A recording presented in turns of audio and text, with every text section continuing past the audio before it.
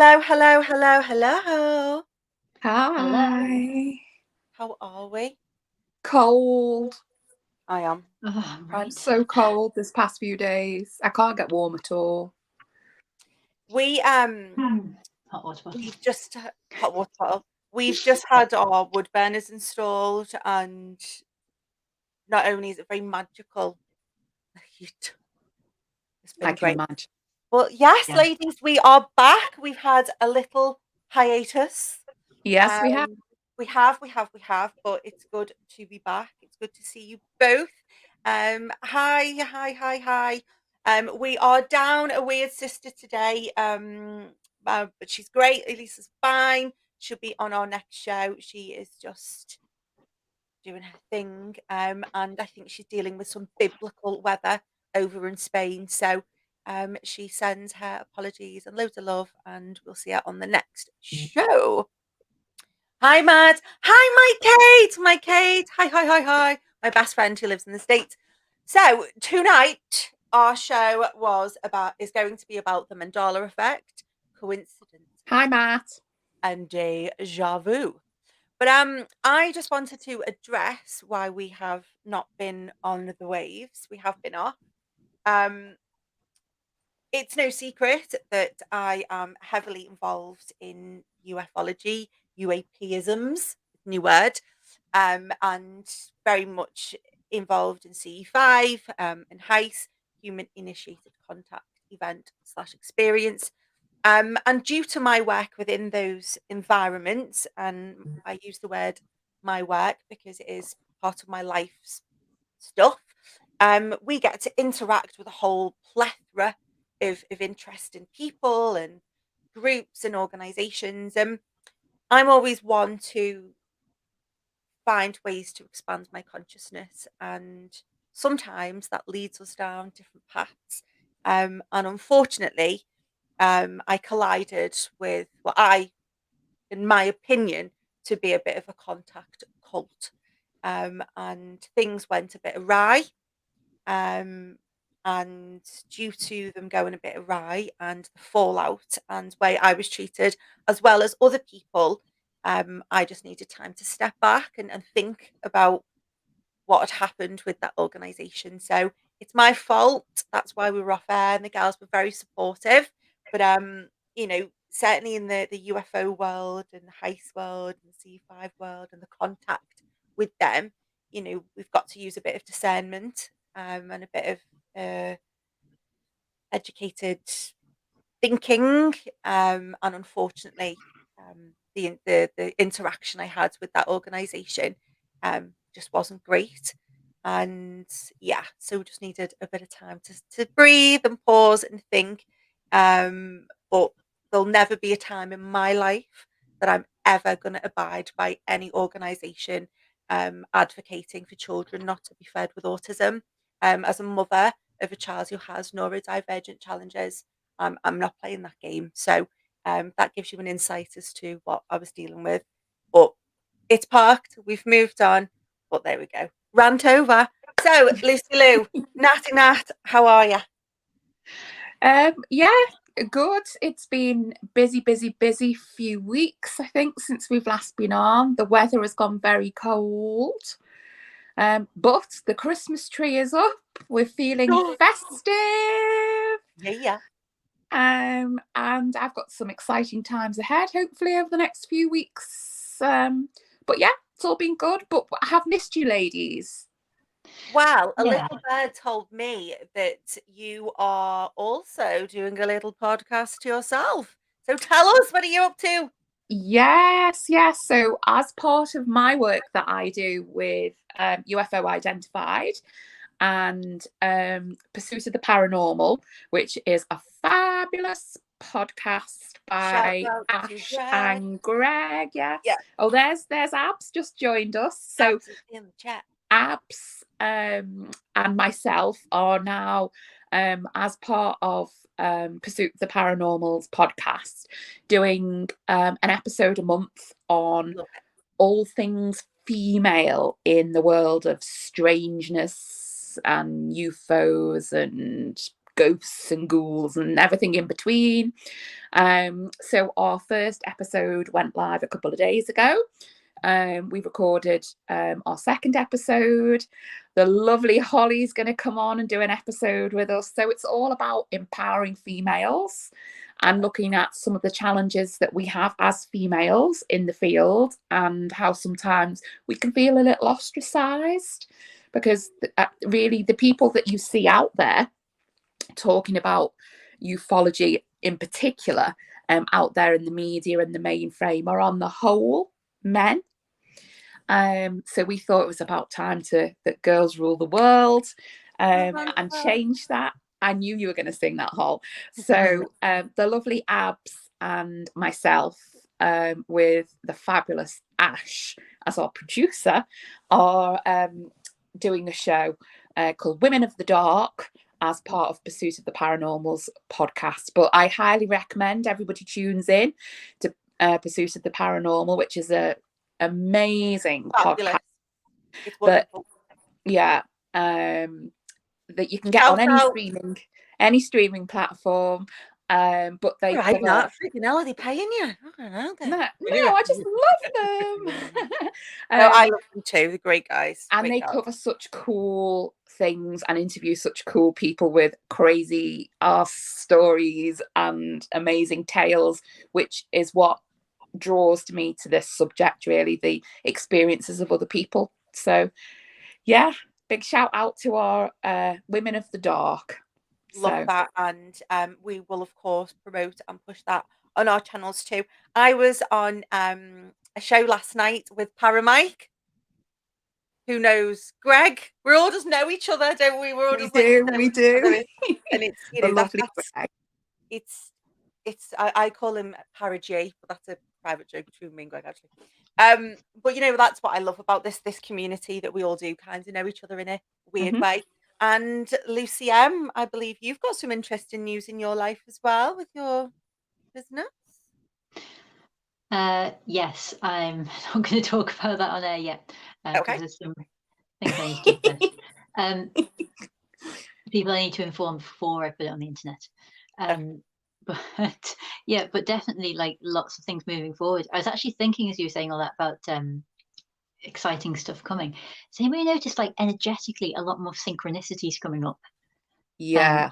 Yeah, because I'm really noticing them, like just a lot more, you know, things coming up. And also I'm finding my trust in them has really grown. Like since like November even.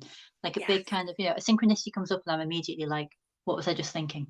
You know, what's happening right now? Like really kind of trying to grant what's this for? I'm finding that I'm only needing one message to do something, you know, whereas before I might need to have to wait. I'd go, is the universe trying to tell me something? I'll just wait for another sign and see. Now I'm like, okay, thank you, guidance. I'll move on to that thing then. You know, it's a real definite kind of like a change, I think. I think there's been like a big deep dive during Scorpio season, and a lot of people have kind of, I know I've had like a whole thing where everything's kind of twisted around, and all of a sudden I've emerged and I'm like, right, upgrades, and now I'm moving, you know, again. I love that. Yeah, but that's the biggest thing I think, is synchronicities really popping up in different places. Yeah.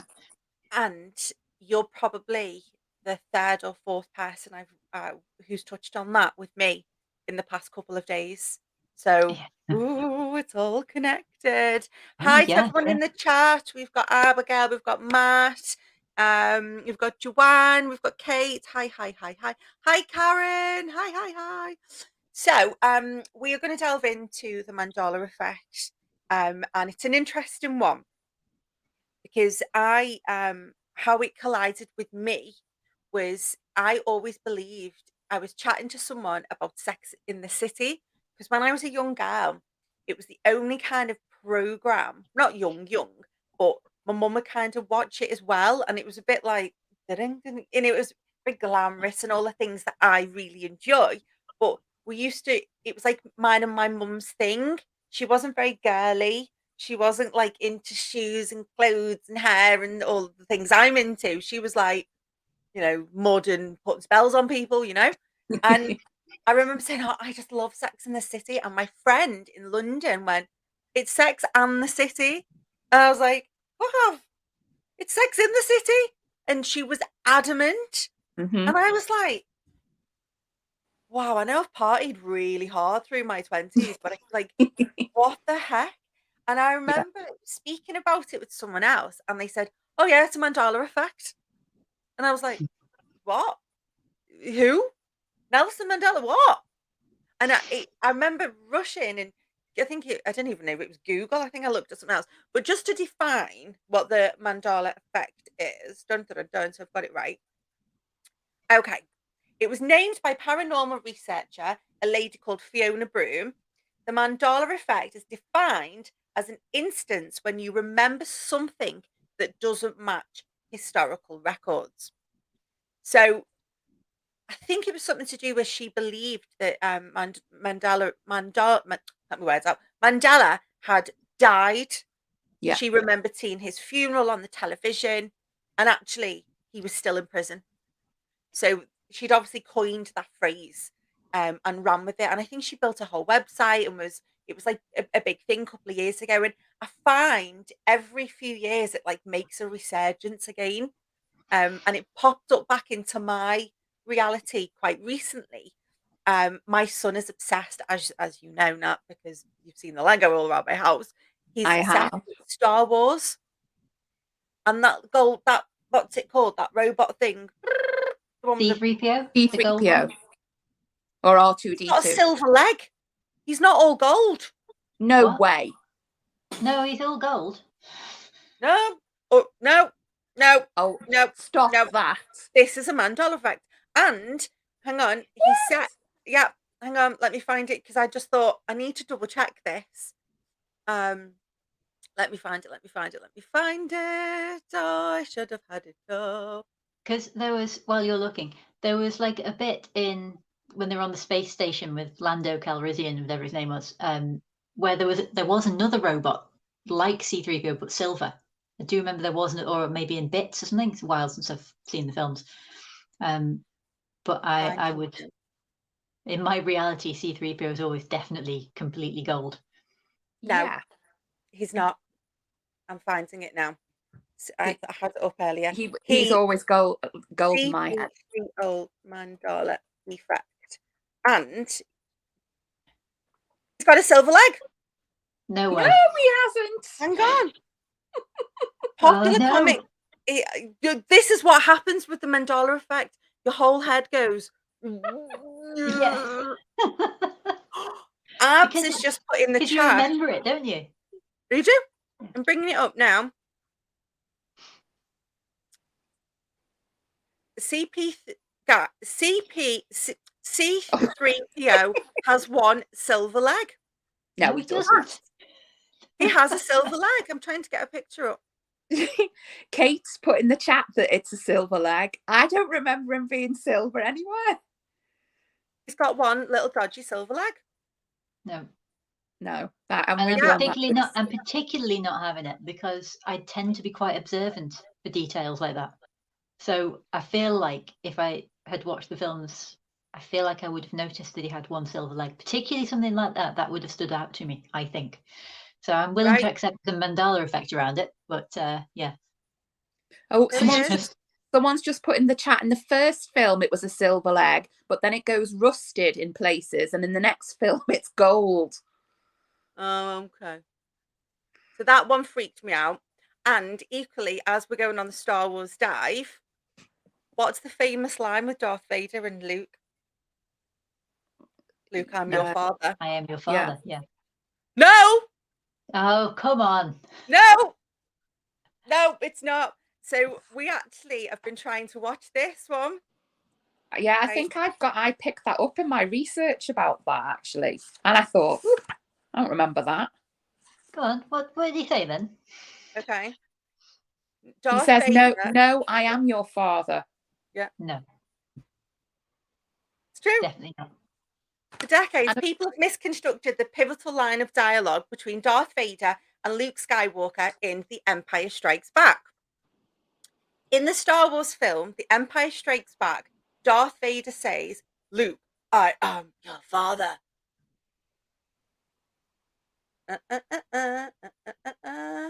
But But that's not what Darth Vader actually says.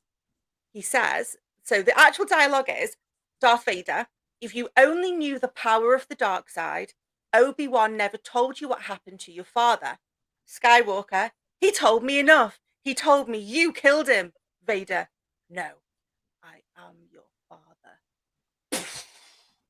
I mean, that makes more sense in terms of the conversation than Luke, I am your father, but I definitely remember it being Luke. That's in my research, the good old phrase that we all know from Casablanca, play it against Sam, was not play it against Sam. It just said, play it, Sam. But what is it? What is yeah, the Mandela effect? No. Yeah, but what causes that? This is my whole thing about it. It's like you can find tons of them, and there's too many to kind of just go, oh, that's just people not paying attention. Because you can go back and check things and, you know, rewatch things and watch films over and over. It's literally a different remembering. It's not getting it wrong. It's just you've remembered something and now it's not that. Well, so what's happening there? Is that like there's alternate timeline? There's two trains of thought on what it is. One is that there is a parallel universe thing going on, and it kind of blurs that line, and we remember it very differently from that point of view. And I think we could probably bring your sort of mathematical brain into that, because a lot of it's based on string theory and stuff like that, which I don't purport to really understand. But the other side of it is to do with how we remember and false memory, and how memory decays over time. And we all know that memory does decay over time. Certainly, I forget things within 5 minutes, etc. And it's to do with how suggestible things are to people. Because the other one that I learned about was Forrest Gump. Life is like a box of chocolates, which wasn't apparently life is like a box of chocolates, and I would have gone and put money on that. So we have those two very opposing views of, is it a funny shift in parallel time, or is it just that we are having this mass misremembering, mass hysteria thingamajig going on that we don't remember correctly? Do you want my mass hysteria is an interesting one as well, and like memory implantation as well is something that can definitely be done. But you have to look at some of the Mandela effect stuff and go, why would anybody bother? You know, if it was something external or if it was something that just everyone did. But it's just weird how huge swathes of people will misremember, as it were. You know, it feels like there would have to be a specific event causing that misremembering, and it's like, what would that be? You know, and why would it happen? Yeah, I've solved it. Oh, great. Oh, okay, I'm ready. Hold on to your knickers. Go on. Ready? I think CERN has created some kind of time distortion, and we've just gone into a parallel universe, because that is the only explanation that I can possibly comprehend. So solved it. Done. Great. Well, do you know, I actually think that segues nicely into deja vu as well, because I have my whole thing on that. I was thinking about like deja vu and that kind of stuff, and the way that most of mine have come from, I haven't had as many recently, but when I was younger, I used to have quite a lot where I would have dreamt the event, and not just like, oh, I feel like I've dreamt this now, it's happening, but like I can remember one specifically where I'd had this dream, and it was just a really strange one, and I remember like kind of thinking about it. I was about 11, and then it happened. It was in school, and then like literally I kind of sat there in the classroom like, I know what everyone's about to say because this is my dream. It was like the weirdest moment I'd ever had. So I was thinking about that today, thinking, well, is it a case of, like we were saying pre-show, time's an illusion? Is it where things break through, and you're getting a glimpse of something coming in the future? Because that, especially coming through dream time, I think that's a very interesting thing. I think things can get through in dream time, like little glimpses of the future or the past or a previous life maybe, or, you know, that kind of stuff. So is this something, I'm not being very coherent, but sort of like an issue with time, is that where it's coming from with deja vu? And does that link through then to that theory about CERN maybe being involved in Mandela effect? It's like, it's quite interesting. Liz is in the chat. Hi, Liz. Hi, Science Bob. Hey. Hi, Hi, Liz. Debs. Hi, Hopes. Hi, Ash. Hi. Liz, who's been on our show before, me and her spoke about this at like silly o'clock in the morning about because we'd gone on the whole like the Mandela effect glitch in the matrix is CERN, it's turned on its particle collider, they've messed with the timeline. And by the way, disclaimer, like, we don't know the truth, we're just trying to find our way through it just so no one gets us. Did anyone see the opening ceremony of CERN and the rituals and the very pagan-esque kind of event that they did beforehand? Did anyone see the pictures of that? Yeah, it was a mad thing to do for a scientific endeavor. It's like that doesn't seem to fit to me. I'm going to bring it up because it was I need actually to Liz watch. that got me onto it, and because I was like, Oh, it's mad. no, I It's was like, like if you no, think the Olympics opening How ceremony was bizarre. weird, it's like nothing to say. it is You would absolutely. expect it to be very practical and science-based, wouldn't you? Well, you wouldn't It even think was. they'd need a ceremony to, Well, no, for a scientific. not It'd just be really. like, okay, we're all here, let's get on with it, Yeah. It was absolutely bananas. They were all dancing around to some statues. It was very pagan-esque. I'm just trying to bring it up, but I remember when Oh, Liz put me onto it, I was like, writhing around and totally bizarre. It was like red fabrics. red, and there was fire involved, and it was just, What? it Oh, it was was, mad. it was, it was mad, Wow. mad, mad. I'm just trying to bring up something that doesn't throw up a YouTube.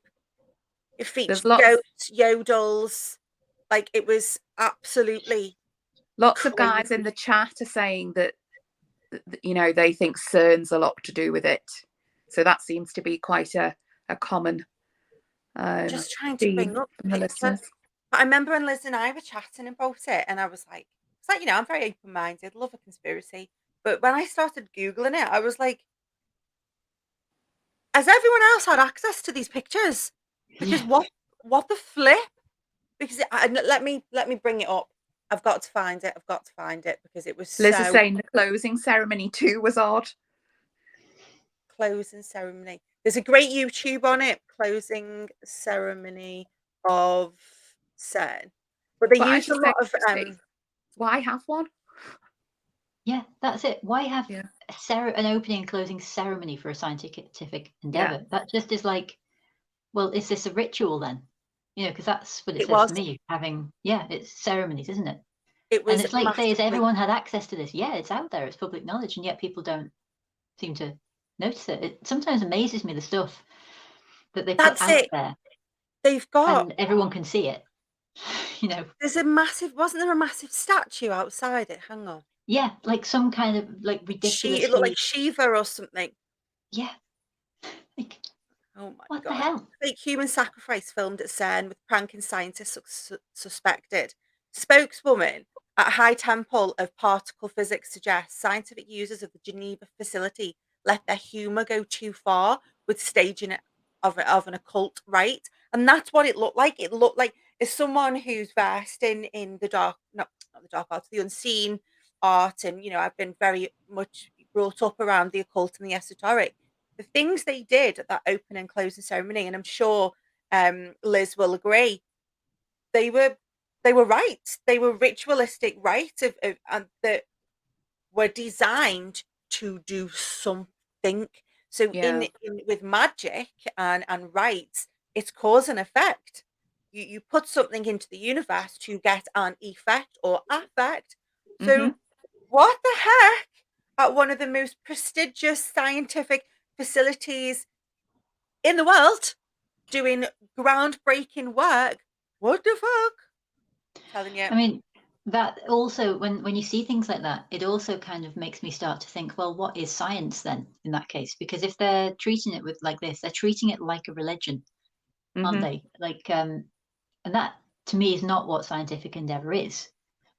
But it kind of raises questions about, so how are we treating it? Because I think, without wishing to get too far into anything that might get us censored, there have been certain events over the past few years where you are not permitted to question the science. You know, it's a case of the science god in the white coat tells you, you know, the science priest tells you what the truth is, and you just go, yes. Mhm. And that's the only correct answer. You know, whereas to me, science is it's always to be questioned, because that's Well, it's how it works. science. You have a That's theory and you science. question Yeah, it. You try and yeah. Mhm. when I was taught scientific method, it was you come up with a hypothesis and then you try and disprove it. You don't try and prove it, you try and knock that out. Mhm. You do everything you can to disprove it before you'll accept that maybe it's currently our working theory. You know, but it always remains a theory, because you can't ever properly prove most things. Whereas that doesn't seem to have been how it is. And things like that CERN opening ceremony is like, yeah, we're literally placing science at the level of religion here. You know, it's at the, like you say, the most prestigious scientific institution. Yeah. What's It's like, that is a reading this weird choice. article? Well, this is a prestigious place in the world. It You can't just I couldn't just turn up and go, all right, Dave, let me in. You know, I'm Holly. I want to see it. You can't get into that facility unless you work there. You will have ID badge. You're invited there. It's just not given the gravity of what it is and the machinery and the complexity of what they're researching there. You know, Joe from number 47 can't just rock up and let me have a look at your machines or what have you. And this article that's in the Guardian, and it speaks about this fake human sacrifice filmed at CERN. Now, I've seen this video, and I'll bob it on the Weird Sisters Facebook page. I've seen it, and it's a full-on ritual. How did they get in? How did they get into that facility? Are you telling me they scaled a wall? All of No. these people, they're all in hooded robes. It's full on like, duh. Yeah, I'll send it to you privately and I'll stick it on our page. Um, these That wasn't scenes. something on the spur of the moment. It wasn't a No, prank it on was the a spur full of the planned moment. out thing. Yeah. These scenes were filmed on our premises, but without official permission or knowledge, a CERN spokeswoman told Agent France Presse in an email. CERN does not condone, this is quoted, CERN does not condone this type of spoof, which can give rise to misunderstandings about the scientific nature of our work. An investigation is underway and was an internal matter. The video raised questions, thank the gods and goddesses, about security on the campus. Asked to detail the security procedures surrounding access to the campus, the spokeswoman said CERN IDs are checked systematically at each entry to the CERN site, whether it's night or day. So they just give each other a leg up over the fence. It's not Could, heavily guarded with cameras. could you imagine doing that in Area 51 or the likes of? You'd be shot dead. But what it was, the video, which has circulated in a web, shows several individuals in black cloaks gathering in the main square, which probably is cameraed up to death. In the Mm-hmm. main square, in what appears to be a reenactment of an occult ceremony. The video includes the stage stabbing of a woman. It is filmed from the perspective of a secret viewer watching from a window above, who, as the ceremony reaches its climax, lets out a string of expletives and flees with the camera still running. The ceremony appears to be staged in front of the statue of Hindu deity Shiva that is on permanent display at the complex. Now, Shiva is, as we know, is the creator and the destroyer of the worlds. So what's she doing there? Mm. Interesting. Frankly, just raises more and more questions, doesn't it? Absolutely. Every time they try and explain it, it's perfectly simple. It was, they accidentally, they just got in without our knowledge. I'm sorry, without your knowledge? It was, Come on. yeah. So they just jumped over a fence. They all threw a few cloaks on and they all bounced around with a bit of fire. And Yeah. all this time, because it's not quick, in all this time, nobody went up and said, excuse me, how did you get in here? What are you doing? No. Yeah. Yeah, exactly. What Can you are you imagine? doing in your robe? If somebody had Okay. like gone into, I mean, I think of it as well, even, you don't even have to be that high up, something like, even like just a school. If someone kind of got into a school where you have to have ID and that kind of stuff, and started performing some kind of weird rite with cloaks, there would be security guards coming up going, excuse me, how did you get in here? You need to leave, Mm-hmm. within minutes. And they're not as, they don't have tons of cameras in the playgrounds necessarily. you know, so somebody would spot them. It's like in an actual place where there are tons of people, somebody would spot them and people would be like, what's happening there? So the idea that this was done totally without their knowledge or consent is, I mean, frankly, Yeah. it's laughable, really, isn't it? Mm. It's laughable. Even if they were doing it as a joke, let's, you know, for the sake Yeah, of but argument, for they would have people, known. they would have known. For people who study the occult, who study the unseen, who study the old ways, who are esoteric, all of those things, we people of that ilk would see that and we would draw conclusions from that, given our knowledge, our education, our upbringing within it, our knowledge base, what have you. So it was done for a purpose. Was it to send a message? Are we starting to mix science and magic together? Are we making it ritualistic? Are we playing with energetic energy and energetical things that the everyday man won't acknowledge or believe exists? Like, it's a proper trip. But ultimately, I think, and obviously I can't confirm this, but I think something very, very, very dodgy. I don't think dodgy is the right word. I think something very peculiar. That's not even the right word. I think something metaphysical. Is that the right word? Yeah. Is Getting there. Yeah, I'm getting there. Slowly, slowly, slowly.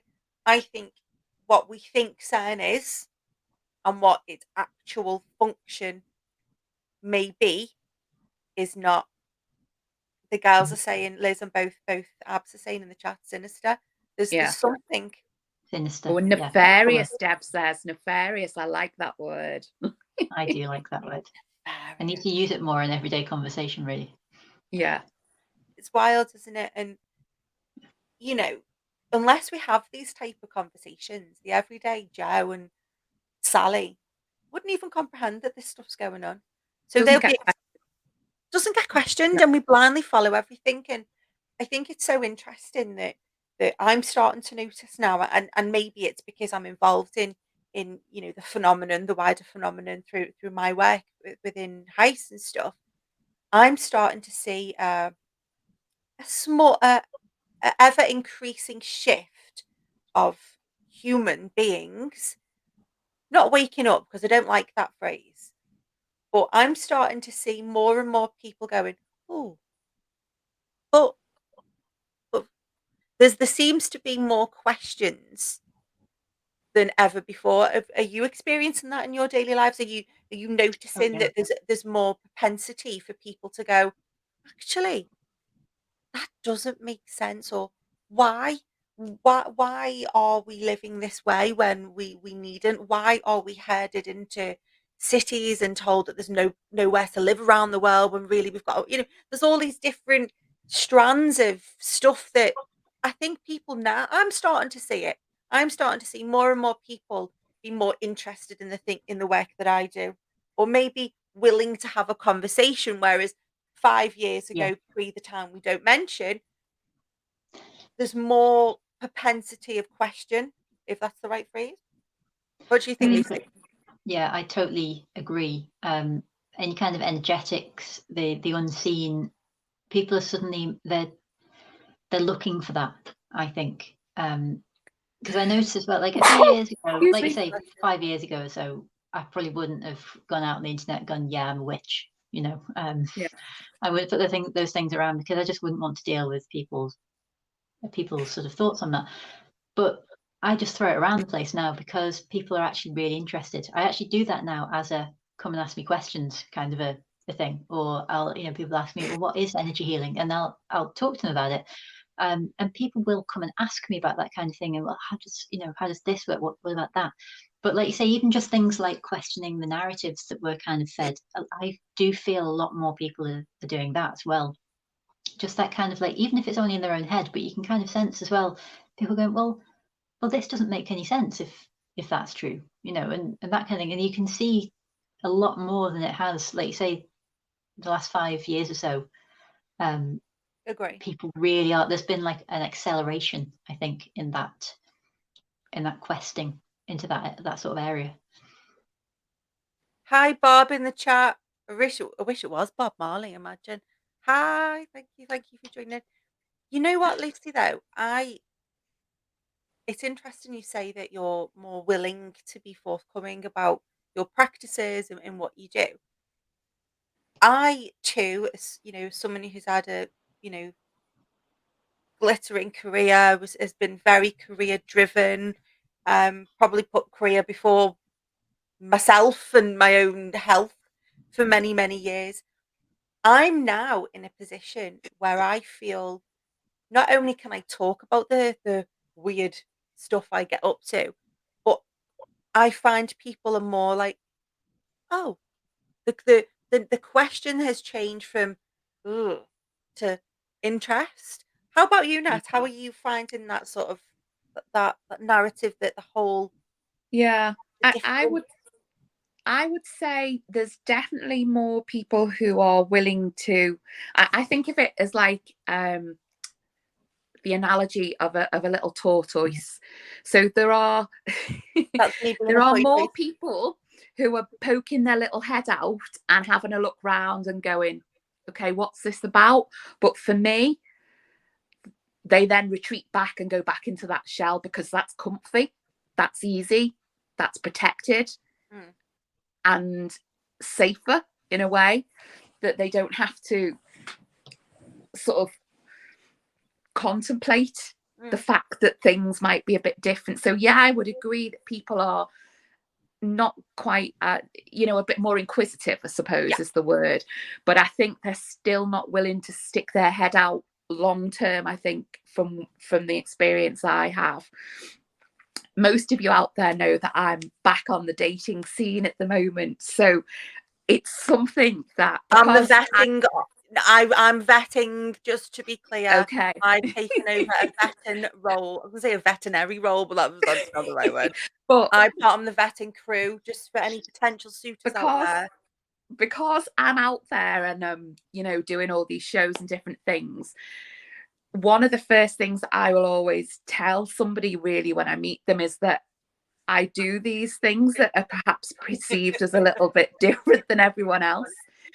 And I think I've only had two guys who've immediately just like Twitter blocked me. Not Twitter blocked me, Tinder blocked me, gone, you know. Wow.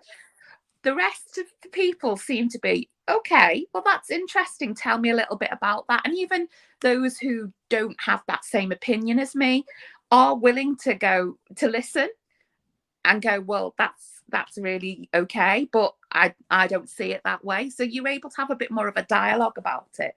But I think it's people still feel safer to retreat back rather than push through with those questions that perhaps you, me, and Lucy would not take no for an answer with.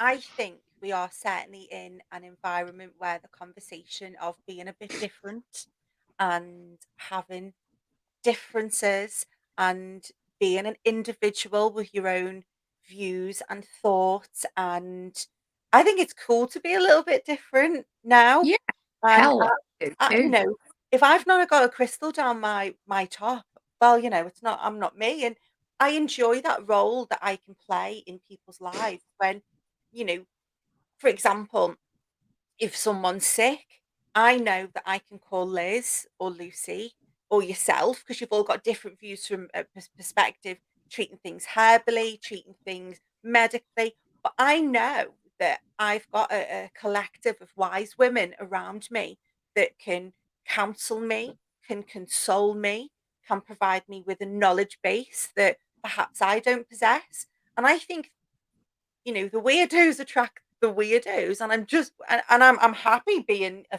fabulous weirdo. But I do think that there's more and more of us.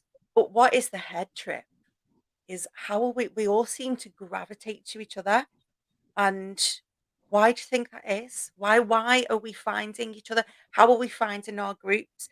I would just like to just interject one of my favorite people in the whole wide world. My Olivia is watching. Hello, darling. Anyway, Maybe so it how is just how we're are us all weirdos finding each other? Because you know we're all into different stuff.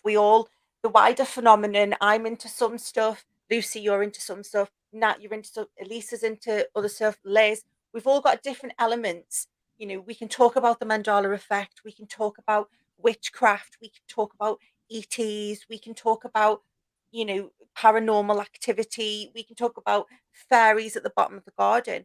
But ultimately, there's something in this human collective consciousness of ours. I am going somewhere with this, that draws us together. What is that draw? What draws us all? How are we all finding each other? I don't believe it's just social media anymore. I believe there's something else. It's the energy, I think. I think Bam! we're putting it out there a lot more.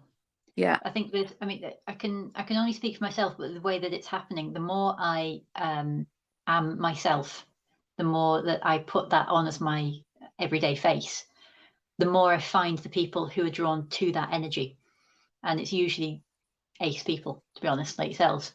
But that's so once I learned that, I'm trying to do that even more. I want that out there, you know, because those are the people I want to draw in. So I think it's maybe as part of this either ascension process or, you know, development that we're all going through, perhaps that we are all, to an extent, doing that, allowing our energy to really kind of radiate out, and sort of being like, yeah, this is, I'm staking this down, that this is who I am. I'm allowing this to just be me, and I'm not hiding it in any way. Because I think you can energetically hide yourself as well as, you know, like camouflage.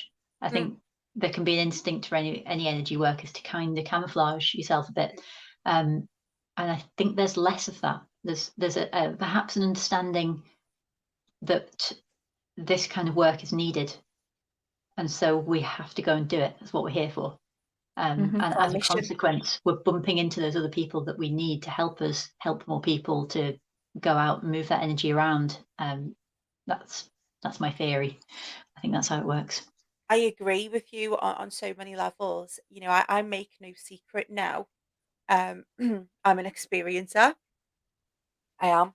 That's it. You know, I wouldn't have discussed this a couple of years ago. I just wouldn't have, because it was weird and it was odd, and you know, I wasn't fully aware of what had really transpired and what had happened. And I was so very fortunate to meet Whitley Strieber, or Strieber, I think I say it wrong, at an event in earlier this year, around ufology, the phenomenon. And I've read his book Communion, and when I read it, it was a great read and it was great. And but hearing him unpack his stuff, Yeah. did something to me, to the point I had to leave the room, because I had an emotional, significant emotive reaction that I couldn't control. And my point is that I find myself in these environments and chatting to these people and having these interactions, and I think it's purely based upon a frequency. And I'm starting to see, and you know, persecute me, you know, I won't down the sword for it. I'm starting to see it as sort of them and an us situation of people. And there's people that are energetically vibing in a certain way that we are, but just sort of without trying, we're kind of doing that. Well, look how me and you met, Nat. Yeah. We've met purely through our different viewpoints in a sense of the greater phenomenon, but that's how we've met and become so close. And Yeah. it's like this frequency and this energy that might be propelling Mandela effects, might be propelling deja vu, might be Yeah. propelling coincidences.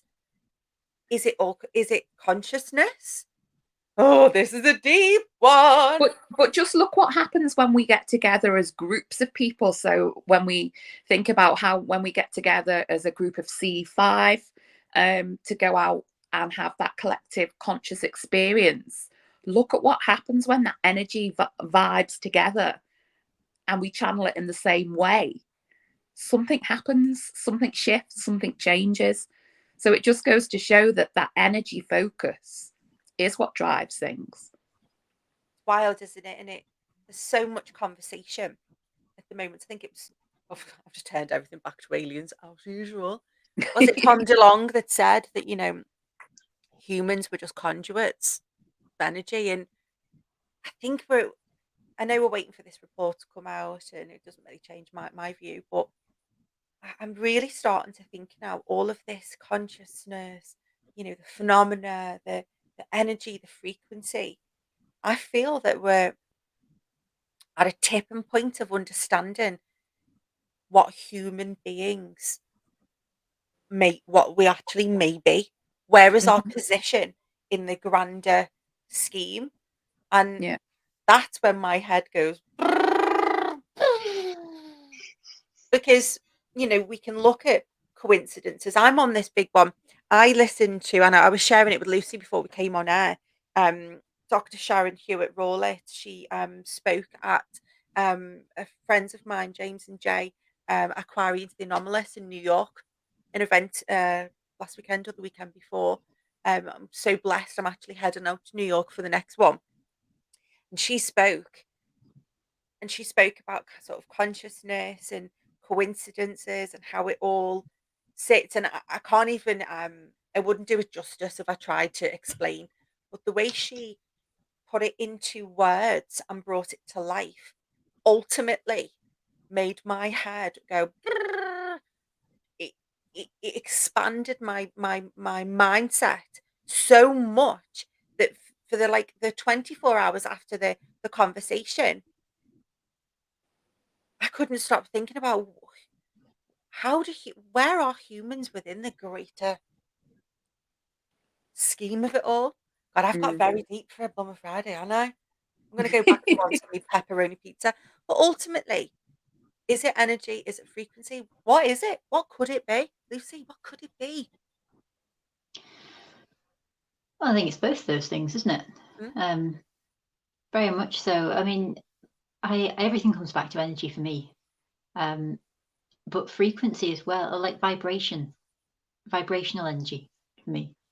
And to go back to what Nat was saying about when we get together, something shifts. I think I can feel my vibration rising when I'm Yes. with sort of like-minded people like that, and with people who have that kind of energy vibration, who are careful with their words and understand the power words have, and are honest with themselves and committed to healing and improving, in every way. And then, you get together and you just, you all kind of vibe together and you raise each other's vibration because you're all kind of on that path.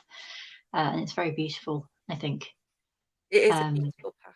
What was that Yeah. phrase that Joy, who we collided with earlier on this Weird Sister journey, what was the phrase she used?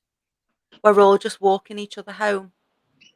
Oh, that is I lovely. don't remember her saying that. I think she did. Well, I might Maybe take I was on my the own different then. Mandela effect train on that. Whoops. That's it. What's just happened? I just, as I said that, the whole camera went. Bam. But how beautiful is that? We're all just walking each other home. Yeah. Oh. And That's nice. it's beautiful, isn't it? And when we've been at like C5 meets, or when we've got together just socially, feeling it's like, what is it? Your vibe attracts your tribe. Maybe there is something to that. There is something to what you're putting out to put in.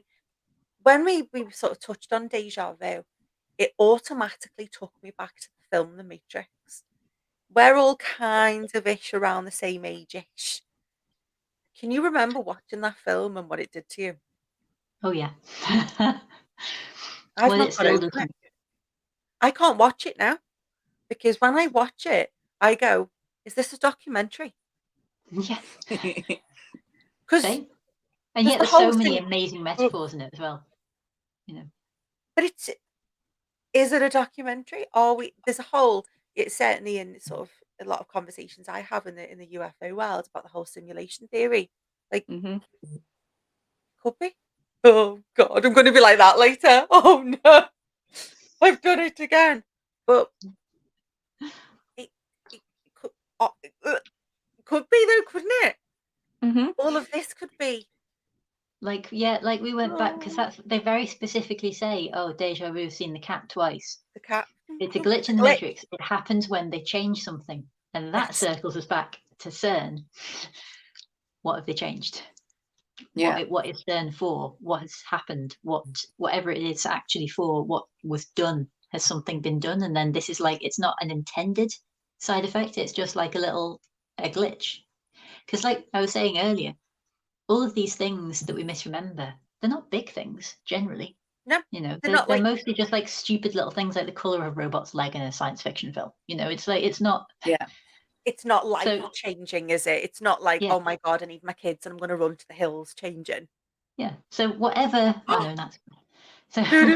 Yeah, but whatever the thing that's being changed is, essentially, I would say it's not the thing that we notice there, if that makes sense. You know, Mm, assuming that, you know, say CERN or whatever it is something that's being used for a purpose, whatever that purpose is, I think we don't see that, no. but we'll see the little symbols that, you know, little signs that it's been done. So I don't know what it is, but it feels like that is a theory that would fit the known facts. In doing some research for this particular episode, I didn't realise that there's as many glitches in the Matrix actually now being captured on video Yes. as there are when you start looking into it. And they're extremely weird to watch how Did you see the one things in stop. China where it looks like there's a whole city in the clouds? Have you seen it? No. It looks like it's like a city, buildings, skyscrapers, shebang, the full lot is in the clouds, and people are Yeah. going, "Oh my God, what the flip, what the flip!" Rah! And then it's gone, and it's like, Yeah. what? Did you find any glitches, There's Nat? there was loads of Oh, really weird examples of it where like people are still moving along a road, you know, would be like an innocuous video of something and nothing, and then half the people will stop and half the people will carry on, and then the people who've stopped then suddenly, say 10 seconds later, will start moving again and move as if they've never stopped. And there's loads of examples out there on YouTube and various different channels that show these really odd. And even if you say, yes, some of them are maybe, you know, hoaxes and all the rest of it, there are so many out there that you think they can't all be. And some of it, I mean, you can't stop it's animals. Do you know what I mean? You could potentially say that you've got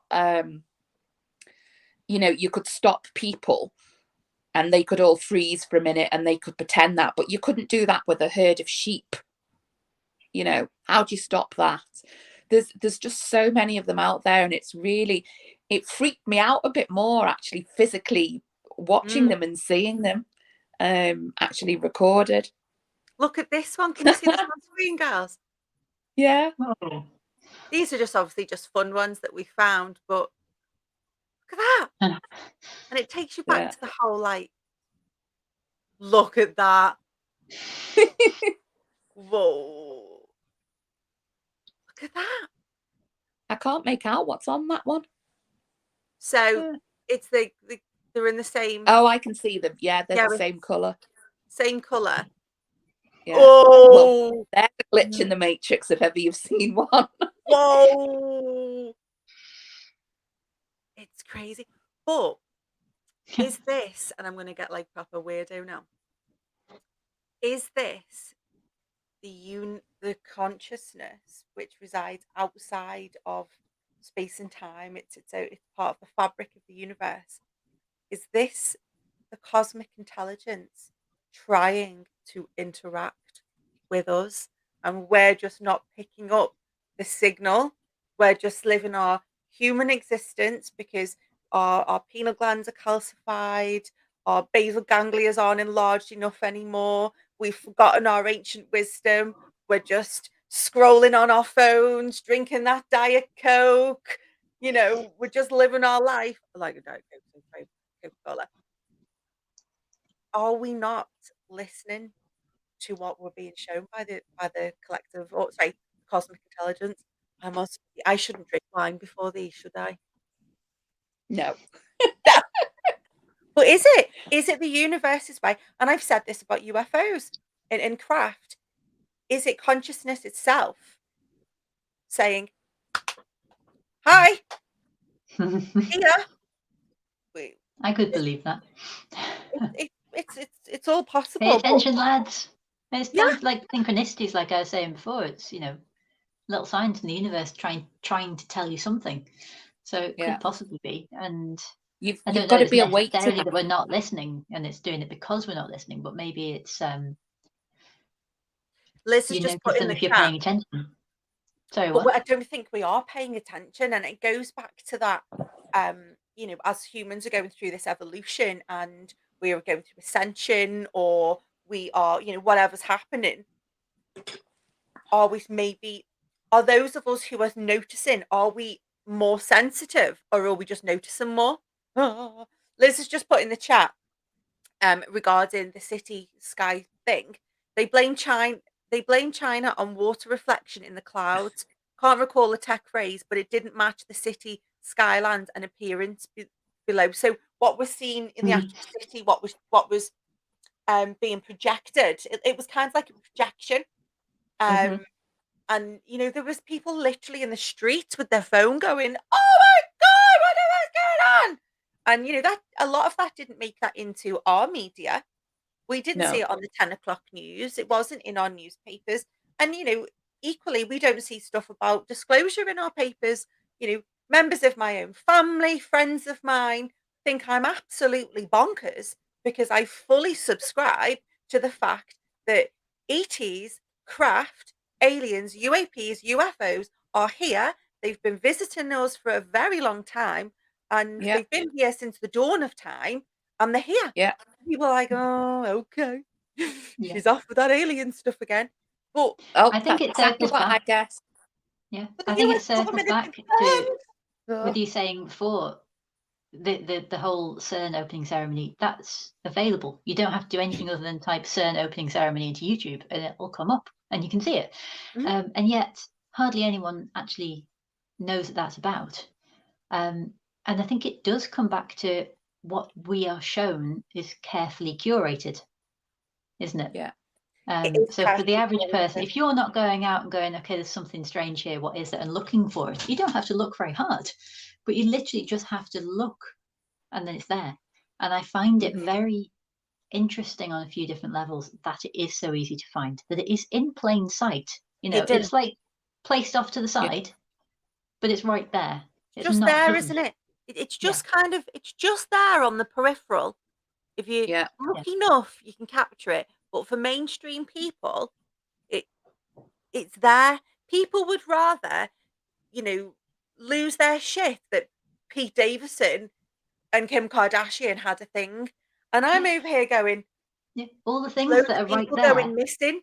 There's are shitloads of crazy. people going missing, like, all the time, and, like, some bad stuff's been happening, and, like, you know, something genetic going on, and people are like, "Yeah, but, you know, Pete Davidson's got BDA, honey," you know? And I'm just like, it I had to drop that, and I could not. It's Friday night. If you don't know what it is, I, Google it. But I don't know who most of those people are, so, you know. and that's why I love You're not believing missing evolution. anything. You're not No. missing anything. You're not missing anything, but my point No. is, you know, a significant percentage of the society are so like, you know, will be on and scroll and scroll and scroll when some real important stuff is happening about the evolution of humanity. We are right now at some kind of tipping point where something's going to be addressed and people who whistleblowers have experienced a whole plethora of things from ETs to crafts to reverse engineered technology to craft that have been found that have been very ancient. These people are going to be given a level of protection that they can come forward and say, "My experience is X." So that then gives credence and for it to be in the public domain. But I just don't think people are going to go, "Oh my god!" It's It's like people just have been No. programmed, isn't it? It's like people, I that's some think there's a David Icke basic stuff. Yeah. understanding of what the correct thing is. And they know what the catchphrases are, Hmm. and they know what the correct thing to do is, and they do it. and they don't really think about it. And they just get this kind of little warm glow maybe of knowing that they're right because they're doing the right thing, the safe thing. And people will do that without any real thought. And that's why you'll get like the pileon of the people who question whatever the catchphrase is. Say, but how can you explain that to me? No, we don't explain the catchphrase. We just repeat it, and then we know we're safe. It's like it's that kind of thing, isn't it? So Lucy, you did can you put just anything use the out. word pileon? I I did. think she did. I love that. I do. I think I'm going to go back and listen to the audio of this and take that as a clip. What you've just said was like Pileon. serious, man. I've not heard that word for years, since when we were kids and we used to have a pileon. That's probably where I've picked it up from Andy. It's not one from my childhood. But I like it. I have certain like phrases and words that I just enjoy. They're nice. I use them, so I'll probably keep using them after nobody else does. But anyway, yeah. Let's pileon. Pileon. Yeah, that's Pileon. it exactly, though, isn't it? Mhm. Someone will question the thing, and it's like again the Matrix. Going back to that, they turn into Agent Smith, and they're all like, get the unbeliever. It's crazy. I remember being about 13, 14, and my mum was going through one of her usual annual F the system, we're going off grid, we're running away, pack your bags, grab a cat, let's go. And we had, maybe it's a bit younger, we had got off. We were living on some traveller site. No, I was younger, I think. I was younger. We were living on some traveller site. She'd shaved her head. Obviously there was a bit of mental health challenges going on here. And I remember her sitting me down and going, all of this, it's not real. And she always used the phrase, it's a game of chance, McGregor. And I was like, my mother's fucking nuts. Bring my grandparents, come and get me. But actually, her consistent reinforcement of, none of this is really real. Like, you don't need any of this. Like, as long as you've got this, as long as you've got this, like, it's just a game of chance. And that comes from the film The Wicker Man. And it was one of her sayings. But actually, I'm so glad now as a grown up, as a mum, as a fairly stable-ish person, that it has given me the opportunity to go, "Huh? Really?" And I would rather approach things with questions than going, "Okay, okay, yeah, no, okay." And I think we're too quick as a society to just go, "Okay, yeah, it makes absolute sense that none of this makes sense, but oh, okay." And it really does. I just think and it goes back to what I said right at the beginning. There's more people that seem to be going, but, why? What is that? And I think we just have to be in a state of questioning, if that's a, if that's a thing, questioning. Who've we got in the chat? Ash, preach girl, thank you. Hi, hi, hi. We've got quite a few people in chat tonight. It's quite some interesting comments. So, can you recall yourself a deja vu that's really bent your head? Because to me, sometimes it feels dreamlike or a glitch. Has there ever been anything in your life that you can recall that you've gone?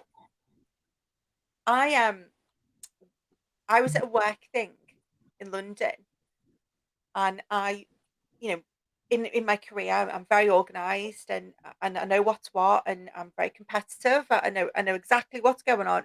I'm good like that. And a well-known fashion house that I won't name had booked their Christmas party with the company I worked for, and they paid 60 odd £1,000 deposit. So that was the size of the scale of what we were doing, and they'd booked it all for the, like, say 14th, and the 14th came and no one turned up. All the paperwork, all the event schedules. And I was like, what the hell has happened here? On the next day, that happened to be, there wasn't something booked at Christmas, which is really unusual. they all turned up en masse. The caterers turned up, everything turned up. And I remember being like, and I would have swore my career, which you both know is how important to me. I would have swore my firstborn if I'd had one. I would have my entire year's salary, everything that I had it wrote down in my every meeting that it was the 14th, but they all turned up on the 15th. And I always remember thinking, what the hell happened there? And that has stuck with me all my life. All my life. It's weird the things that stick with you like that. Has anything weird like that ever happened to you girls? Natalie, you deal with, in your career, you deal with people a lot, so you must have come across something. Yeah, and I think I've touched on the first deja vu type thing that happened to me was when I was at school and I saw someone falling, and then I went into a room and there was one of the caretakers who had climbed up to open a very, very tall window at the top of a classroom, and then the next minute he fell off and landed in a great big pile, just exactly how I'd seen it. And that was the first time it happened to us, maybe 14 or something, and that really freaked me out. But my glitches in the matrix happen on a very regular basis where I'll think of something in my head that's gonna happen and then it will happen. Maybe something little, like something someone will say, or something that'll be on the side, or something innocuous, and then it will be there and then it will happen. And I'm kind of used to it now, and I really don't pay much attention to it. It's kind of like, ghosts and things around me and spirits all the time. You should You pay get attention used to to it. But I think when you have that ability, I think you should pay attention to it more, because in us not paying attention to it, I think it tries to get our attention, and we then can't. I don't know what I'm trying to say. Because similarly, I have a knowing. I know when someone's going to get in touch. I kind of know when, a lot of my guy friends will go, I was just thinking about you, or, oh God, I was really down. And and I'm like, yeah, I know. And, we've been at parties sometimes and I've been like 10 sheets to the wind. I'm out with my tarot cards, they all love. And I've come out with something and someone's gone, and I've seen them go, "Mm." And then like the next day I've gone, I'm a bit weird. I just say funny things. And they've gone, how did you know about that necklace in the box? And I've gone, it was just in my head. And I think that those of us that have that knowing, I think we should. It's how do we develop it? I think you just listen to it more. I think it's like anything though that happens on a regular basis. Is you get too ingrained in your day-to-day life of the hustle and bustle, and you just let it go over your head in a way. It's mad, isn't it? It's like that. I always think the universe tells you gently, and then it gives you a little bit of a sharper one. And if you keep ignoring it, the one that you have to listen to will be the slap around the head, metaphorically speaking. So I've been really working on trying to listen to the nudge rather than wait for the slap, because it works its way up, Maybe I should take that philosophy on. Yeah, because, well, we always, like I say to the children, if you don't listen when I ask you nicely, you're telling me I have to shout, Yeah. I'd love you to be my mum. But you know what? And as my close friends, you will both probably agree. I broke my leg because I needed to slow the fuck down. Yeah. Yes. 100%. Fact. Yeah. Do you notice there wasn't a pause there before we were both like, yep. Fact. Yep. I don't sleep. I'm awake 20 hours a day. I've got multiple projects. Shout out Nanu. I've got multiple projects on the go. I speak all over the world. I've got a full-time job. I'm a mum. And it all, something had to give. And what gave? And I'd had signs from the universe. Like I had the gentle, come on. A couple of things hadn't gone in my favor. Invitation. Yeah. a couple of, you know, important relationships to me I'd cast aside because my mission to be this machine, this achiever, financially secure, successful, and I was like, nope, nope, nope, nope. And a couple of things had been thrown in front of me, big obstacles, and I'd gone, oh yeah, I'm cracking on. And I really do believe that who breaks the leg stepping out the way of a dog, falling through a flip flop, and been through the hell On that a I've on a been through? flat surface. Well, I was on a little incline, but you know, I've It took a walked lot of that. work, didn't it? It was a. I remember that the doctor being like, "Blink if your fella's pushed you," and I was just like, "I just moved down the way of a dog." No one believed I caused this much damage from something so innocuous. It They were And wasn't your asking you if you'd average been in a break, traffic was it? collision, weren't they? Like, it wasn't my average break. It wasn't like just as a cast, as some paracetamol and off you go. It was 6 hours in theatre. You know, your life's got to change. You can't go to the toilet by yourself. Your poor friends have to come round and literally wipe your bum and give you injections every day. Like your life is now done. You are staying in this room and you're not leaving for 3 months. And I fully subscribe to the universe went, you didn't listen. You didn't listen. Boom. Yeah, yeah. And it had to stop me. yeah. Fuck you, universe, I'm back. No, I'm joking. Really joking. Nearly slowed me down slightly. It slowed me down, but it gave me perspective, and we Time to wouldn't take be doing stock. this. But we wouldn't be doing Yeah, this. I wouldn't be doing my work in in in the UAP and UFO side of things. I wouldn't, you know, I would just be canning Red Bulls, anxious, not eating, massively underweight, no sleep, ADHD taking full control of my full Oh, right. consciousness. I was just this kinetic ball of all the time. And, you know, the universe does come and give you a little, you know, has that yeah. happened to you, Nat? Oh, yeah, many times. But I think you sometimes I do stick my head down the rabbit hole a bit and not take notice of it. And as Lucy said, that I probably do need to take a bit more notice of it. Because I'm a bit like you. You're on that fast track work, Aquarian. you know, blah blah blah blah blah blah blah. And sometimes you don't take stock and take and listen to what's going on, and then you have a global meltdown, of which I've had many. That, you know, well, Holly, you've experienced it. Abs and Ash, you know, have experienced it. It tends to hit me like a great big train, and then I have a meltdown. So I probably need to practice what I preach and listen to those little diddy signs, you know, that are there. I like that. Listen to those little diddy signs, and Yeah. it go, you Yeah, know, does it dial back to, again, it's all a frequency.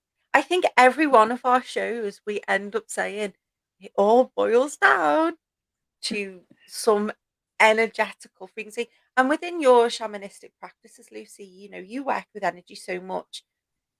As someone who works with energy the way you do, can you, and I don't mean to put you on the spot, so you can tell me to bug off. Can you sense when people's energies are in a spot that they shouldn't be? Can you, if I can sense like misalignment. I can sense, yeah, particularly for chakras, I can feel when they're not spinning right. I can. It's like the way I think of it. I have to take my conscious mind out of it, disengage that, and then I yeah, just. It's like when I'm doing like a physical massage. I just kind of let my fingers walk, and I kind of split my brain off a little bit, and then they find where's wrong. And it's exactly the same sort of energetically. I just kind of feel through. I'm like, okay, something's not right here. Something needs clearing, moving, changing. Yeah, it is. I do feel it very much so. It's fascinating. I can also feel, and this was really interesting when I learned this, I can feel pain, physical pain in the energy field. And I've been reading this amazing book on medical, a medical intuitive who would diagnose what was wrong with people, like over the phone or like just by sitting in the room with them, like literally just energetically. And she was talking about how every single illness starts energetically. So like a simple example would be something like a problem in your third chakra, which is like the solar plexus. You start to feel that as anxiety. It gradually continues on, and you end up with, say, an ulcer, that kind of thing, because it started energetically and it's ended up with a physical response. And I very much believe that to be true. I think everything starts energetically. And I would include even things like you said there, breaking your leg. There was an energetic root to that, Oh, yeah. roots to it, and all of the things.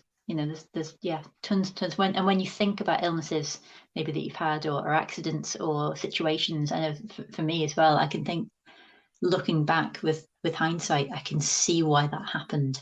100%. With my leg, and you'll know this, because we're very good friends, and it's something, we've discussed before, I'm sure.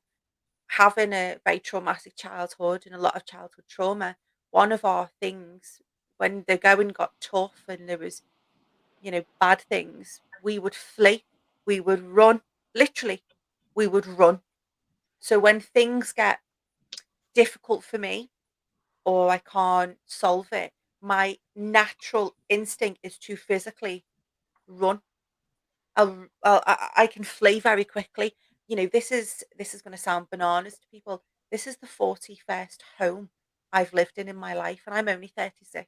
That's how often I felt the need to keep moving. And the fact that my leg was broken that badly, I couldn't run, No. couldn't even walk, couldn't hop. I'm dead good at hopping now, but I couldn't run. You couldn't move. I couldn't move. I Natalie was think here with as me. well, Couldn't move. if you don't And mind me saying as well, of I course, think that being grounded probably brought up a lot of uncomfortable feelings for you, and it does. fears, and things that you Oh, weren't able to use your normal method to get away from. And it's True. like, so as much as this has been like a huge traumatic, awful thing, it's also been the universe going, we're going to fix that now. I'm going to make you sit with it until you found another way than that. You need a different way. I'm And grateful. that's kind of how I look at it as well, is the universe isn't trying to be a dick to you. It's trying to, like, it's going, this is a thing you've got to learn, with love and compassion. But if I've got to break your leg to make you learn it, then that's how it's going to go, but Wow. you'll learn it. In the chat, hi Susan. I'm gonna bob it on here. It's an interesting one, and I think we might end up doing a show in it. Twin flames. Do you girls kind of ever delved into this? I'm a twin flame, and I once had a weird feeling that something was wrong with my twin. I ignored it, and I started getting sick to the point I almost had to go to the hospital. Finally, I gave in to the nagging feeling and asked a friend of my twin about him if he was okay. Within an hour, the sickness went away. Susan then goes on to tell us, I later found out that he was having problems and he did need someone to talk to. How connected could the universe yeah. be? Wow. You just So I can't explain that. can't explain Yeah, it. there's loads of stuff. There's like things like being a parent pretty experience this as well. Yeah. Sometimes you just need to get hold of the child and find out what's going on, and it turns out that actually, they needed you, or they ring you once they're old enough, just as you're thinking about them. That can be really fascinating, I think, as well. In this book, Beyond Death, and me and Lucy gonna, and I ended up in after inquiry into the anomalous event last week or the week before. I was so like hyped because I'd got to hear some of them, Chris Mellon had spoke, Whitley Schreiber spoke, she spoke. I was like in this place of like UFO magic. I ordered 3 copies of this book because I'd been to bed. I was like, so Nat, definitely come and I'll get one your way. But Lucy and I are going Okay. to swap books. But part of this, it was the runner-up for the 2021 Bigelow Institute for Consciousness Studies. It was, I think, she runner-up in the essay contest. It talks about the phenomenon of when people have died, they get a message through to the living, and it really hit home to me. This, and I don't want to spoil it for anyone listening or watching, and you guys like, seriously, this book will change your perception on so many levels. I remember, and it's, feeding into the whole coincidence thing. When my mum died, she'd always, and I think we might have touched on this before, when my mum passed, we'd always, before she passed, because she was so weird, she'd always say, I'll haunt you, baby. I'll be back. And anyone that knew me mum would know what she was like. And I always knew that, well, I believed that when she went to the other place, wherever that may be, she would make a sign or something to tell me that everything was cool. She was off, doing what she needed to do, and nothing came. And I became real angry. I was angry in grief. Like, I'm a difficult nightmare at the best of times. Add some grief onto that. There was a lot of C word used, and I was a very angry person for a while. And my Chris was being a bit funny, and he'd started having dreams of my mum, and didn't think, 'cause you both know what he's like. He didn't think to tell me that he'd had a reoccurring dream in which he was sat in Birkenhead Park, which is near where I grew up.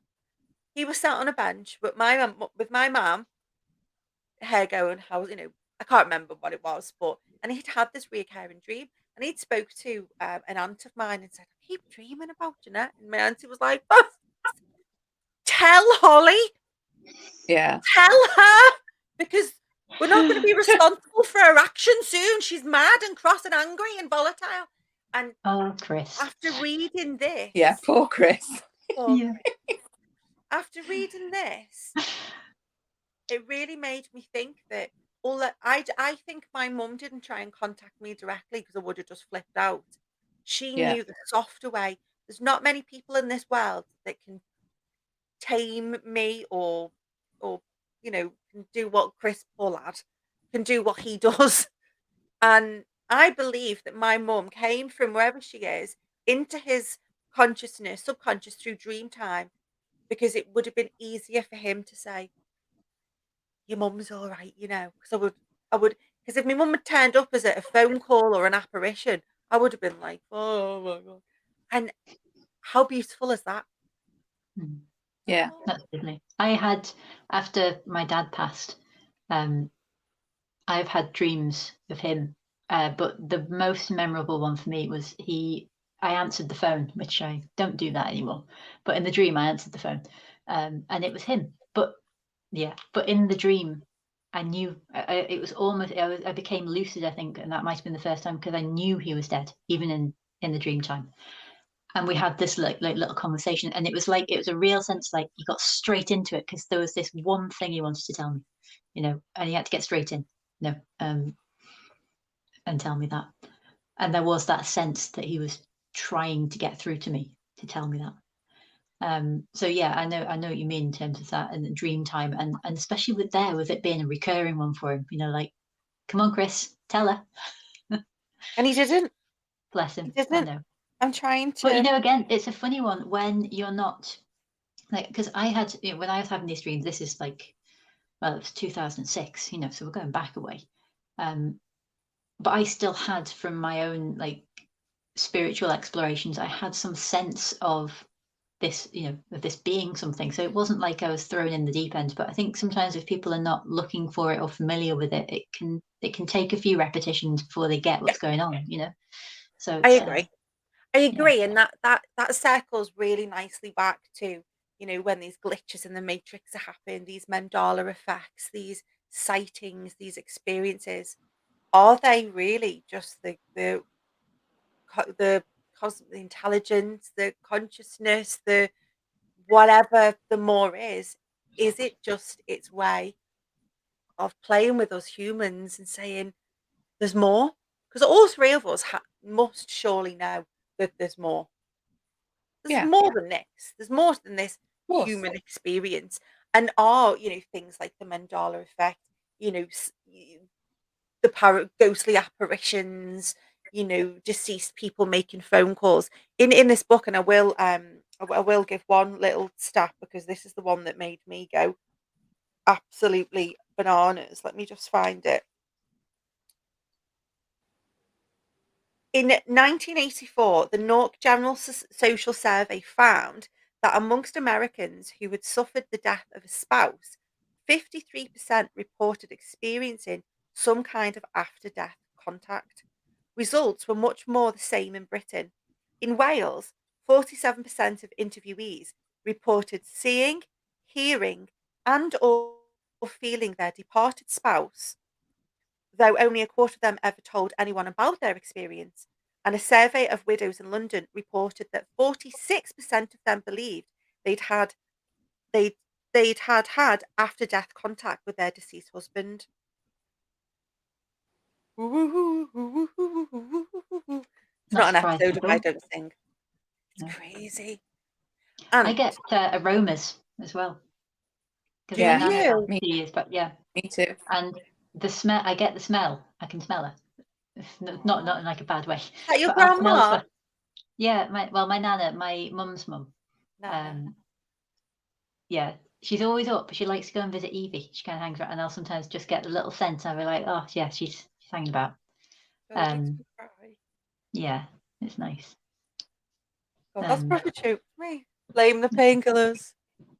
Not that Yeah. I'm drinking wine and on painkillers. No, Because do that I would have to come round and sort you out? again. Yeah. No, it's fine. Isn't that beautiful? Wow. Kind of And true. I think as well, after my dad put this was probably one of his first things, and it's a difficult one to prove as well. But I had a pair of earrings which a friend had given me for my wedding. So it's probably about a year afterwards because I wore them on my wedding. They were this antique pearl and a little diamond like clip. They were beautiful, and I lost one of them. I'd gone to stay at my mum's house. I'd put them on the side that one of them had vanished, didn't know where it'd gone. And then the next time I went up there, it was just on the side. And I went to Mum, oh, you found my earring, thanks. And she was like, no, I didn't. I thought you'd left that there. So she'd been just going in. She had no idea. And this ear, yeah, popped back. I was like, well, that'd be Dad because he would put it somewhere like that. So it's like I think people don't tell anyone because they kind of feel like everyone will think they're stupid or imagining things. Yeah, But it was one of absolutely. there was nobody else living in the house, and it was in like the room that was nobody else would have gone into it. So it was like, yeah, it was a funny one that.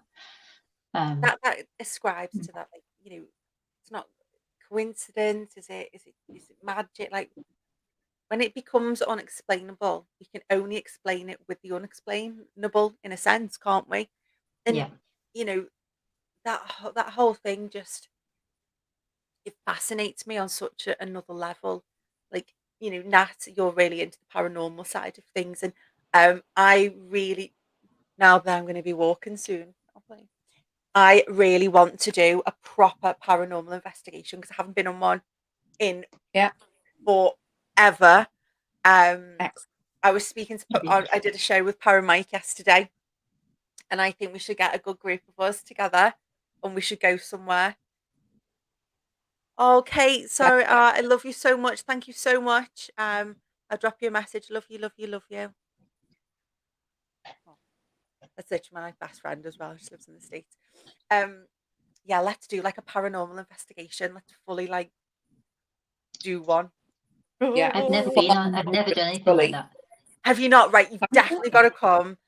You know Yeah. what? It's interesting when you do paranormal investigation because I think because you've got such a beautiful brain in which you can deal with the kind of esoteric side of things, but you've also got logic as well. And it's not scary because you're in investigation mode, if that makes sense. Like we all know I'm scared of my own shadow. Like, don't even say shadow because I start wanting to run away and I can't run because I've got a class cast on. I am very scared of everything. But put me in a dark room with marbles being thrown at my head. I'm like that. Yeah. Wow! Do it again! Do it again! And like we went on one. I think I said it on a couple of shows ago. Chris was like, "For fuck's sake, shut up!" And I'm like, "Speak to me." So you go into some weird investigative. Is it the word? You do, don't you, Nat? You go into this different, like, yeah. Whereas you would normally run away from a strange noise, you run to it. To it. Yeah. Tell you what, the ghosts must be really annoyed. And like, Oh, they goodness get sake, annoyed. Oh, some of can I them not get. get 5 minutes on my own? Some of them get But really annoyed. They do, don't they? Not they get yeah, get really pissed off. How dare you feel it? And when you're empathic as well, like we did one, and this young child, Harry Melling, his name had come through media, believed I was the incarnate of his dead sister, and it had been wrote Harry Melling, and the board kept coming to me, and I said, "Yeah, you just," because I would say this to your kids, "You're just a little star, aren't you?" And me and my stupid mouth said something like that, and then the board started doing stars, and it was just so like, but I could feel his like, I felt his sadness that hmm he genuinely believed that I was some relation, but equally 3 or 4 minutes later, the room changed, and there was a real energy of, "Get the fuck out of here now, because bad things are gonna happen," and that's when, like, noises and bangs, and you feel it, but it's just so fascinating. I know we're probably running out of time, but Nat, what is your, and this is not a full show on paranormal, but what has been your most, like, "Whoa!" paranormal event? um And when can we take me and Lucy? Yes, yes, yes, yeah, yes. okay, so there's been a couple. I think I did one at Croxteth Hall, which is a very old building in Liverpool. For those who don't know what Croxteth Hall is, got a lot of history. And I was doing a vigil with 3 other people in the Duke's room, and something that when we talk about that feeling, that gut visceral feeling, something bad was in that room. Something was telling me I needed to go. I wasn't wanted there, and I fought it, and it just got worse. And in the end, I just, it was like 4 o'clock in the morning, freezing cold, pitch black, and I just said, I'm leaving this room. There is something evil in here, and I could sense the evilness of it, and that something was going to happen to me if I stayed there. They Something make bad. themselves known. They make it Yeah. known. You really want to But I come now, think Lucy? Even from more. Is that weird? from No, it's good. another from another perspective, when I was doing a paranormal investigation with Matt Paranormal, who I've done some work with, and we were using the spirit box, where you have that white noise going through the background and spirit can speak through that. The first question that was asked when we were doing the vigil there was, do you know anybody in this room? And the voice that came through, a female voice, clear as day, Nat. First thing, Nat. Now, unless you knew me, you would, my name is Natalie. Everyone calls me Nat, but only my friends would know that I get called Nat. Yeah. But this spirit came through and said Nat. And the other strange thing that happened on that particular visit was, you've probably seen the SLS cameras that they use on a lot of these ghost shows that are on the telly. They show the matchstick shape of a person, so it picks up the shape of a person. I'm scared. So Yeah. the camera was on me and didn't pick me up at all. It was as if I wasn't there. Are you not real? And are you a glitch in Matt the said matrix? this has never ever happened before. So he shone it on someone else and you could see their stick figure. Shone it on another person, you could see their stick figure. Shone it on me. It was as if I wasn't there. Oh, I don't like this. So, well, it gets worse. So don't come round my house ever with your ginness. This is really weird. What's going on? Why isn't it picking you up? And then in front of me appeared a small figure, and it started waving its arms like this, as if it was saying, we don't want you to be picked up. We're here to protect you. It was really weird how it all worked. It was as if a sense of spirit was surrounding me to protect me in some way. And the camera wasn't able to pick me up, because Wow.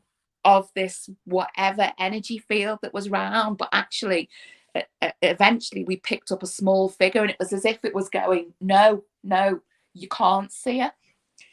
It was most bizarre.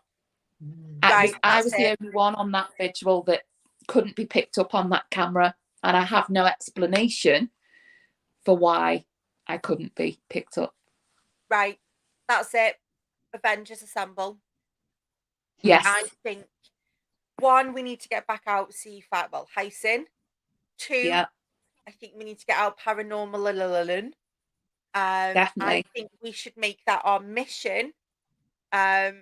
April, let's do something cool.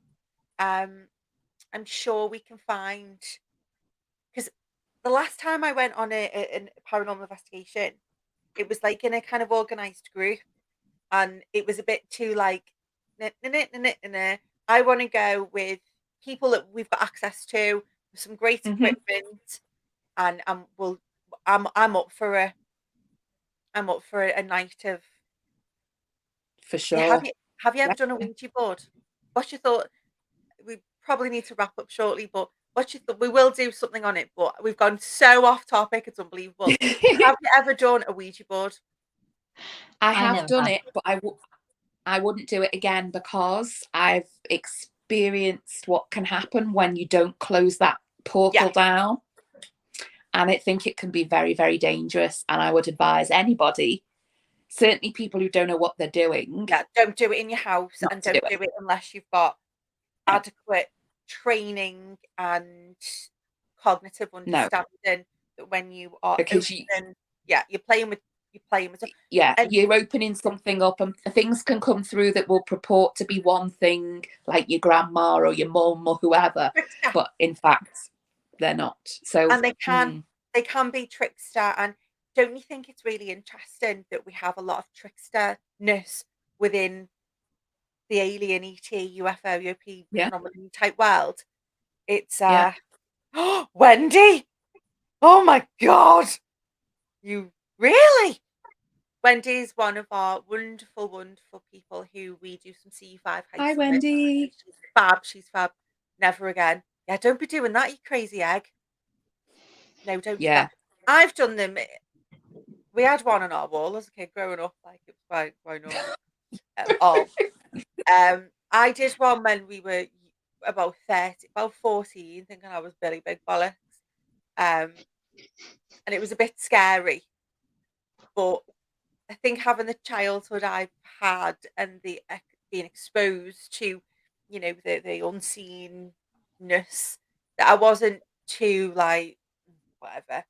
But when we did a similar one in a castle in North Wales, and it started to spell out my name, and no other people, not another person apart from the person I was with, knew my name, and it started spelling out my name. I was like, we out. Yeah. But again, it's energy, isn't it? You're tapping into something. Wendy has just said she's done one, and the door flew open. I'm putting that in the comments. Dun Ooh. dun dun. Wendy, crazy Well, cat. if we kind of, as we're sort of like wrapping up, it may be, and we freaked everybody out about scary things. Maybe maybe we need to tell everybody what our next topic's going to be, which is a little bit more serene and nice. Yes, so we are going to touch on the Fae, elementals, and Witches. got the third one. Witches. Yeah. Witches. So yes, But we're going yeah, to touch on the Fae, elementals, and witches in a little bit more succinctness. And you know what, guys and gals, beings, athlings, whatever, listening, there's energy out there. There's something going on. We as friends, as females, that's why we set this chat up, because it's nice to explore some of these obscure, bizarre topics. But our next show is going to be Well, we always go off on tangents anyway. I don't even think we should start bloody naming them. I think we just call it the chats. And anyway, that's fabulous. That's fabulous. Do me a favour and look up History Today if you haven't seen it. History Today. History Today. That's Rob Newman and David Baddiel, and that's them playing two historical professors having like a chat, and they always go right off tangents and start insulting each other. And then at the end they're like, well, we've thoroughly explored that subject. Ta-da. Oh, Wendy's put she's got a story about fae or elementals and stuff. So we would encourage any of our regular listeners to bring their tales to the next show on anything elemental. Absolutely, for sure. Absolutely. We'll drop on our social pages and feeds when the next show is. We have moved to a bi-weekly state now, just because that's life and that's showbiz, kid.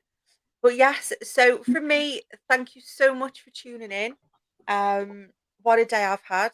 We haven't even talked about how traumatic of my day I've had, by the way. The tangent show, that's what we probably should have called it. The tangent show. Yeah. But yes, thank you everyone who has tuned in, both on Facebook, YouTube Live, and to our future listeners. Sorry if we sound nuts, but hey, that's just the way the cookie crumbles. Any closing words from you, Lucy? No, I just had a great time. Thank you, everybody. It's always good fun chatting with you, ladies. Nat? No, but I promise to start listening to those little nudges, as Lucy calls them, a bit more. I think that will do me good. She's so thank you. But yeah, subscribe, do all that jazz. You can find me on all platforms like UAP Gal. Yes, the Wyrde Sisters, Facebook. Please subscribe, ding ding, like the bell, all of that stuff. Apparently, you've got to say that stuff because it means something. But yes, until next time, ladies and gents and earthly beings, thank you for tuning in. This has been the Wyrde Sisters. Yeah, take care. Bye-bye. Bye. Bye, guys. Bye.